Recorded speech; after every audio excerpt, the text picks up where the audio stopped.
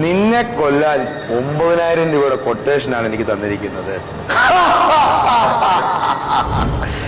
ഞാൻ ഒരു 10,000 തന്നെ വെറുതെ വിടും. 10,000 9,000 അതാ കൂടുതൽ. അവസാനമായിട്ട് എന്തെങ്കിലും ആഗ്രഹമുണ്ടോ? കാണൂല, എനിക്കറിയാം.